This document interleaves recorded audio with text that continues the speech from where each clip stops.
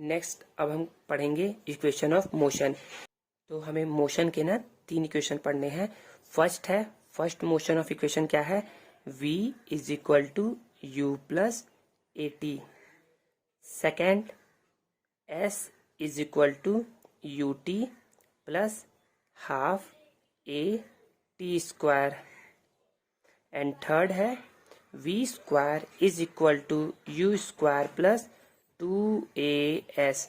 इसे बोलते हैं इक्वेशन ऑफ मोशन फर्स्ट, इसे बोलते हैं equation of motion second, and इसे बोलते हैं इक्वेशन ऑफ मोशन थर्ड। तो इसमें जो टर्म यूज हुआ है ना v u t a s, तो ये सब क्या क्या है।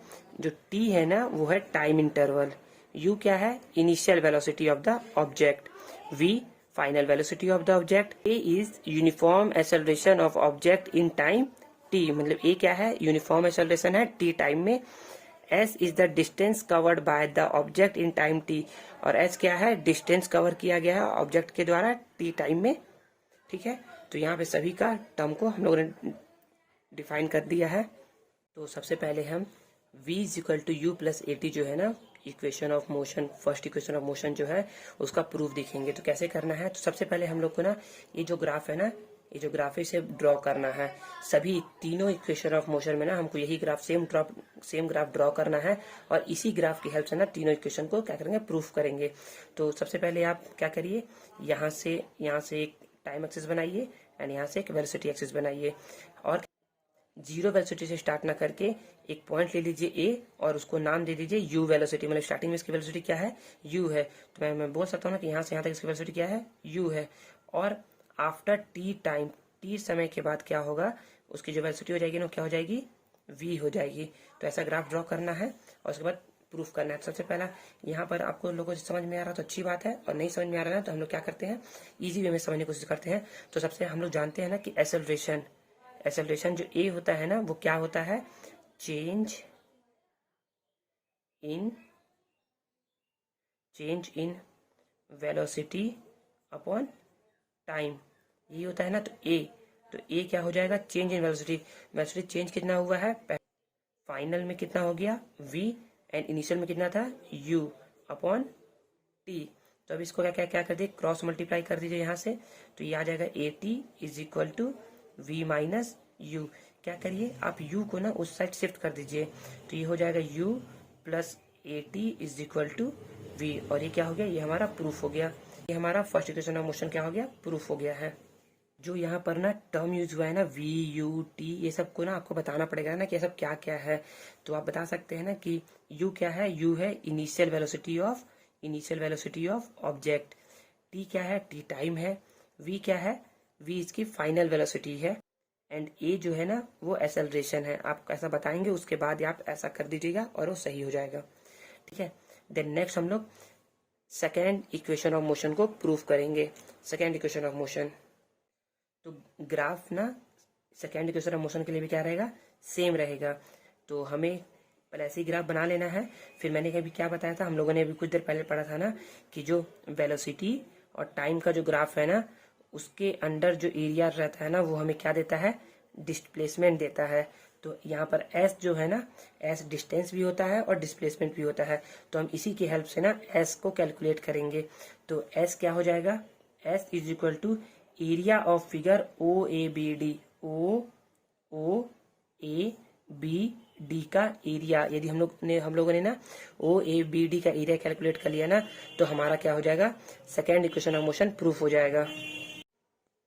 यहाँ पर S is equal to area of rectangle O A C D का एरिया और ट्राइंगल ए बी सी का एरिया। यदि मैं इस एरिया को और इस एरिया को ऐड कर दूंगा ना तो ये पूरा एरिया आ जाएगा ना, तो वैसे ही कैलकुलेट किया गया है। तो इसीलिए यहाँ पर लिखा गया है S is equal to area of rectangle O A C D plus area of triangle A B C. Area of rectangle O A C D इसका area plus area of triangle A B C का area, इन दोनों को area को add कर दूंगा तो हमारा क्या हो जाएगा निकल जाएगा। तो पहले हम जानते हैं कि एरिया ऑफ रेक्टेंगल क्या होता है। तो area of rectangle length into breadth होता है। Area of rectangle is equal to length into breadth. And area of triangle क्या होता है 1/2 base into height, 1/2 base into height. तो एस हो जाएगा एस हो जाएगा area of rectangle OACD plus area of triangle ABC। तो एरिया ऑफ रेक्टेंगल क्या हो जाएगा, area of rectangle OA into OD।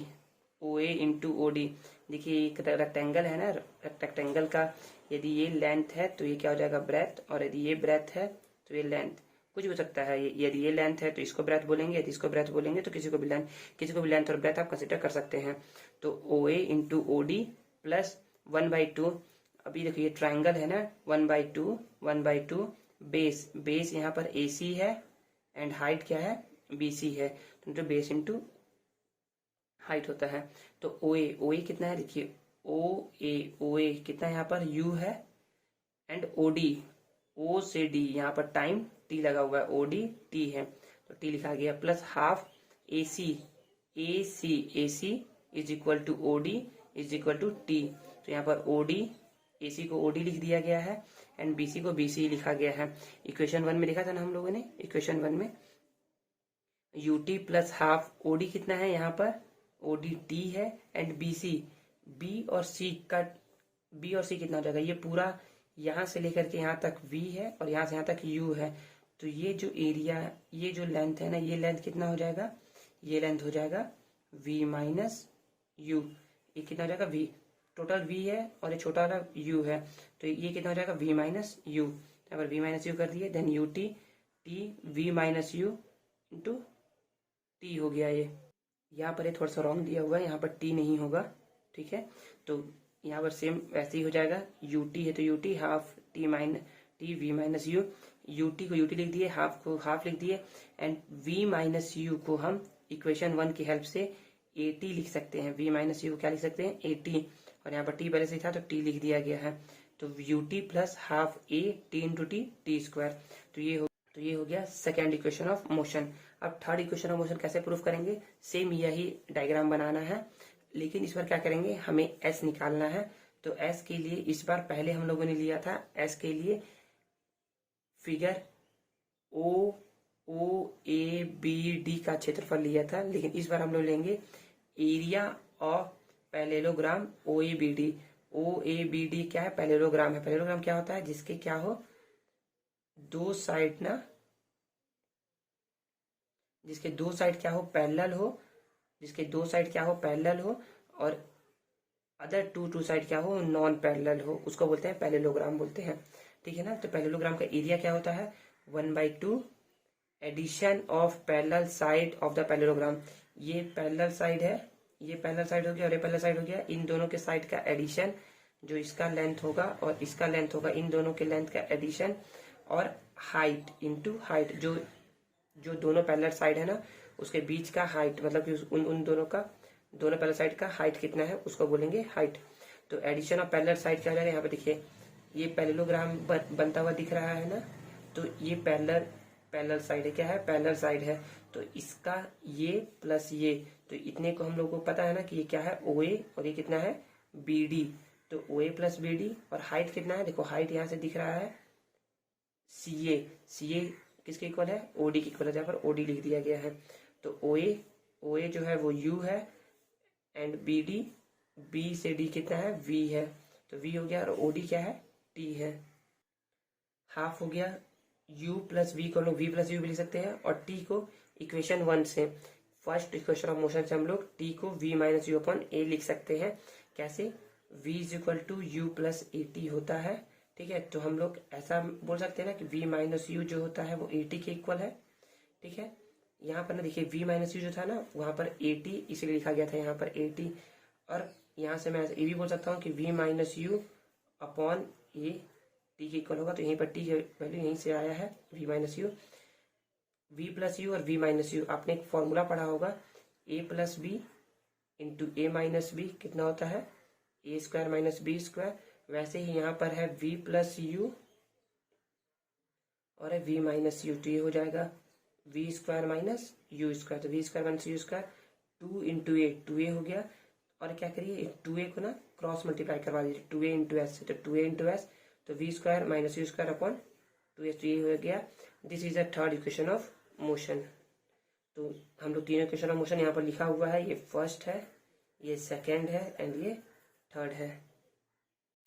जो अभी आपको बताया गया है ना तीनों इक्वेशन ऑफ मोशन, तीनों को आपको रिवाइज करना है और पढ़ना है। Thank you.